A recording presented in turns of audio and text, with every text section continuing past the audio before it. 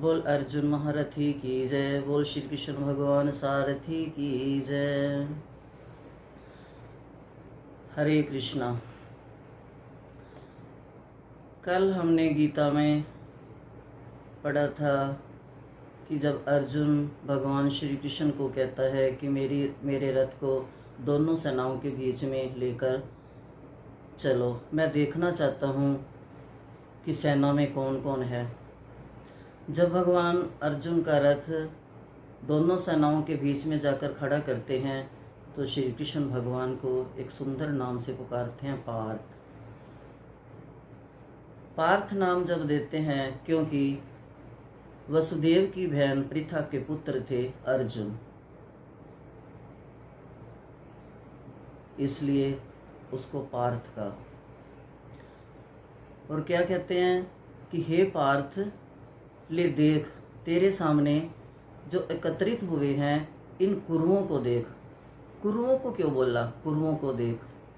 सैनिकों को भी बोल सकते थे, सेना को बोल सकते थे।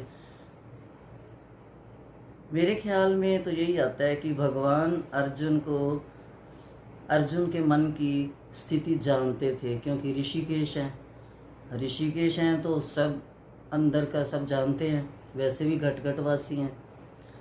तो उन्होंने अर्जुन के मन की उथल पुथल देखी, उन्होंने जानबूझकर कुरुओं को देख बोला, ताकि इसके मन में ये आए कि ये वही कुरु हैं जिन्होंने मेरा राजपाट छीना है या हमारे को इतने दुख दिए हैं। ये दिखाने के लिए, शायद समझाने के लिए ही बोला हो कुरुओं को देख। तो जब अर्जुन देखता है सामने मेरे चाचे, मामे, दादा, ताऊ, पुत्र, पौत्र, सखा, संबंधी सब खड़े हैं, तो अर्जुन का दिल जो है वो करुणा से, दया से भर जाता है। तो अर्जुन बोलता है, अर्जुन वाच दृष्टा इमं सवजनं कृष्ण योजुतसं समुपस्थितं सीदन्ति मम गात्राणि मुखम च परिशुष्यते। अर्जुन ने कहा, दृष्टा देखकर, इमं इन सारे, सब जन्म संबंधियों को, कृष्ण हे कृष्ण, युद्ध की इच्छा रखने वाले, समुपस्थितम उपस्थित, सिदंती कांप रहे हैं, मम मेरे, गात्रानि शरीर के पूरे अंग, मुखम मुख, च भी, परिशुष्यति सूख रहा है। अर्जुन कहता है कि हे कृष्ण, इनको देखकर मेरा मुख सूख रहा है, मेरे शरीर के सारे अंग कांप रहे हैं, क्योंकि मैंने अपने सामने सब अपने संबंधियों को देखा है जो हमारे हैं। मेरा शरीर कांप रहा है, मेरे शरीर के रोमांच खड़े हो रहे हैं, मेरा सिर चकरा रहा है, मेरा दिल घबरा रहा है, मैं अपने आप को भूल रहा हूँ मैं कहाँ खड़ा हूँ, और मैं असमर्थ हूँ यहाँ खड़ा रहने में, मैं खड़ा नहीं हो पा रहा। मेरे हाथ से जो धनुष है ये सरक रहा है, ये उठाया नहीं जा रहा, पता नहीं मेरे को क्या हो रहा है। हे कृष्ण, मैं यहाँ खड़ा नहीं हो सकता। तो अर्जुन जब सबको देखकर घबरा जाता है, क्योंकि उसकी आत्मा शुद्ध थी, उसके हृदय में करुणा थी, दया थी। उसके मन में ये आया कि इन बेचारों को क्यों मारें, ये तो सब अपने हैं, लड़ाई हमारी भाइयों भाइयों की है, राज्य हमें चाहिए। ये जो हमारे लिए मरने आए हैं, अपने प्राण और धन हमारे ऊपर नछावर करके हमारे सामने खड़े हैं, तो इनको मैं क्यों मारूं। इसलिए अर्जुन घबरा रहा था, घबरा गया। अगर अर्जुन की जगह हम होते तो हम पता क्या करते कि हमारे साथ भगवान है, चलो अर्जुन कृष्ण भगवान के कहने से पहले तीर तूर चलाने लग जाते। लेकिन नहीं, अर्जुन भगवान के साथ रहने वाला, हर समय करुणा सागर के साथ रहने वाला, करुणा निधान के साथ रहने वाला, उसका हृदय इतना कोमल और करुणामय और दयामय हो गया था कि वो इस पाप को जानता था कि क्या अधर्म है, क्या धर्म है, क्या पाप है, क्या पुण्य है। इसलिए अर्जुन ने शायद सोचा होगा कि मैं युद्ध नहीं करूंगा क्योंकि इस युद्ध में तो पाप ही है।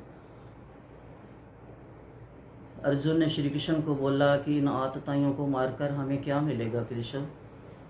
हे जनार्दन, हे मधुसूदन, हे गोविंद, इनको मारकर मैं पापों का भागी नहीं होना चाहता, मैं अधर्म नहीं करना चाहता। अगर इनको मारकर ये राज्य मिलता भी है तो हम क्या करेंगे। मैं इनको नहीं मारूंगा, चाहे मुझे 3 लोकों का राज मिले। इस पृथ्वी का तो बात ही अलग है, मैं 3 लोकों के राज्य के लिए भी इनको नहीं मारूंगा, मैं अधर्म नहीं करूंगा। भगवान चुपचाप सुन रहे हैं। अर्जुन बोल रहा है, फिर बोलता है अर्जुन, श्री कृष्ण, इन आतताइयों को जब हम मारेंगे, कुलों के कुल नाश होंगे, स्त्रियां विधवा होंगी, बच्चे अनाथ होंगे। जब इतना अधर्म फैल जाएगा तो सनातन धर्म जो है ये लुप्त हो जाएगा।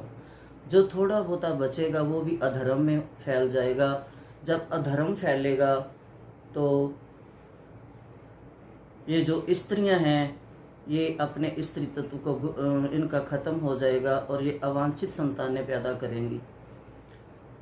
जब ये अवांछित संतानें पैदा करेंगी तो अधर्म बढ़ेगा और जो नरक है ये भी बढ़ेगा।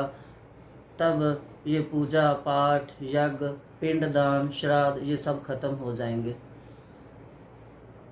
क्योंकि अधर्म फैल जाएगा। जब अधर्म फैल जाएगा ये कोई शुभ कार्य नहीं होंगे, कोई सामाजिक कार्य नहीं होंगे, कोई मांगलिक कार्य नहीं होंगे, कोई पूजा तप तर्पण दान नहीं होगा। तो क्या होगा कि जो पितृ हैं वो स्वर्ग लोक से नीचे गिरेंगे, क्योंकि उनको कोई पिंडदान देने वाला नहीं बचेगा। इसलिए हे केशव, हे जनार्दन, हे गोविंद, हे वृषवंशी, मैं ये युद्ध नहीं करूँगा। चाहे अर्जुन को तो नहीं पता, वो तो दुर्योधन को तो नहीं पता, वो तो अंधा हो चुका है राज्य के मद में, लेकिन हमारी आंखें हैं, हमारे पास ज्ञान भी है कि हम सोच सकते हैं क्या अच्छा है क्या बुरा है। इसलिए मैं युद्ध नहीं करूँगा। अर्जुन बोलता जा रहा है, श्री कृष्ण सुनते जा रहे हैं।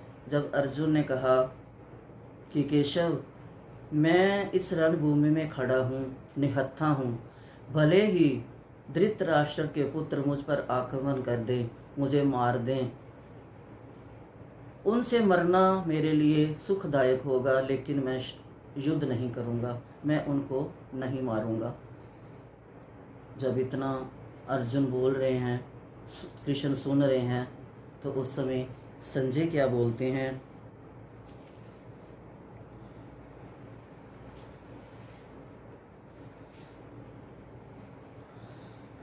संजय वाच, एवं उक्त्वा अर्जुन संख्ये रथ उपस्थे उपविष्ट विसर्जे स शरं चापं शोक संविघ्न मानसः। संजय ने कहा, एवं इस प्रकार, उक्त्वा कहकर, अर्जुन संख्ये युद्ध भूमि में, रथ के उपस्थे आसन पर, उपविष्टा पुनः बैठ गया, विसर्जे एक और रखकर, सशरम बाणों सहित, चापम धनुष को, शोक से, संविघन संतिप्त उद्घन, मानस मन के भीतर।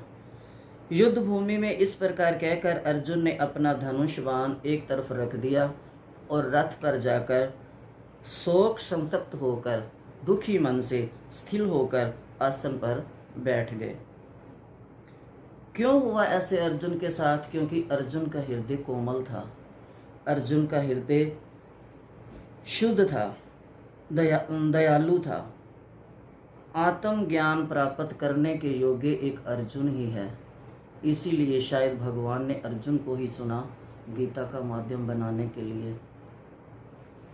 ये गीता एक अनूठा शास्त्र है, ये गीता एक मीठा काव्य है, ये गीता एक प्रेम संगीत है, गीता एक विज्ञान है, गीता धर्म है, गीता हमारा कर्म है, गीता हमारा मर्म है, गीता हमारी प्रेरणा है।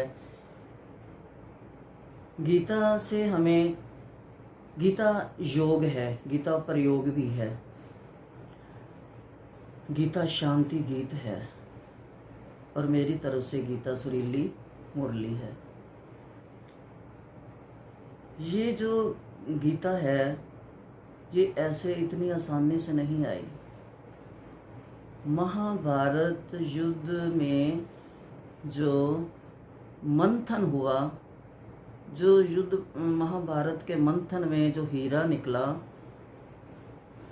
वो उसका नाम ही गीता है। जो ये अनमोल रत्न है जो मंथन से निकला था, जिसको श्री कृष्ण ने अर्जुन के माध्यम से मथा था। गीता इतनी आसान नहीं है। गीता 18,000 अक्षौनी सेना की हुति देकर जो श्री कृष्ण भगवान ने चरु रूप प्रसाद को निकाला है, वो ही गीता है। गीता इतनी आसानी से नहीं आई, इसलिए गीता को समझें, गीता को पढ़ें, गीता को मानें, गीता को जानें, गीता अपने जीवन में उतारें, गीता अपने जीवन का अंग बनाएं, गीता को अपना लक्ष्य बनाएं। गीता एक सफलता की कुंजी है। जब हम पढ़ते थे तब एक सफलता की कुंजी मिलती थी, उसमें सभी प्रश्नों का उत्तर मिलता था। तो उससे मेरे को ये लगता है कि ये गीता भी एक सफलता की कुंजी है। इसमें हमारे सारे प्रश्नों के उत्तर हैं। जब महात्मा गांधी किसी समस्या से घिरते थे तो महात्मा गांधी भी अपनी समस्या का हल ढूंढने के लिए गीता को खोलते थे, और भगवान को याद करके जब गीता को खोलते थे तो उनको जो श्लोक मिलता था उसी से उनकी समस्या का हल भी मिलता था। तो इसलिए हम भी अपने समस्याओं का हल करने के लिए गीता को खोलें, गीता के श्लोकों को पढ़ें। गीता का एक एक श्लोक अनमोल रत्न है। गीता स्मार्टफोन है, जिसको फ़ोन खोलना आ गया उसके मज़े हैं। ऐसे ही गीता को जिसको पढ़ना आ गया उसकी ज़िंदगी में मज़े ही मज़े हैं। जीवन सुखमय बनाती गीता पुण्य आत्मा बनाती है। गीता आत्मा से धर्मात्मा बनाती है। गीता धर्मात्मा से महात्मा बनाती है। गीता महात्मा से श्री कृष्ण में परमात्मा में मिलाती है। गीता हमें अर्जुन बनाती है, अर्जुन बनाकर श्री कृष्ण से मिलाती है। गीता हमारी प्रेरणा है, गीता हमारी माँ है। इसलिए गीता को अपने जीवन में लाएं, पढ़ें और उतारें। बोल गीता मैया की जय, बोल श्री कृष्ण भगवान की जय। पहला अध्याय समाप्त। श्री कृष्ण हरे कृष्ण कृष्ण कृष्ण हरे हरे, हरे राम राम राम हरे हरे। सबको मीठी प्रेम भरी हरे कृष्णा।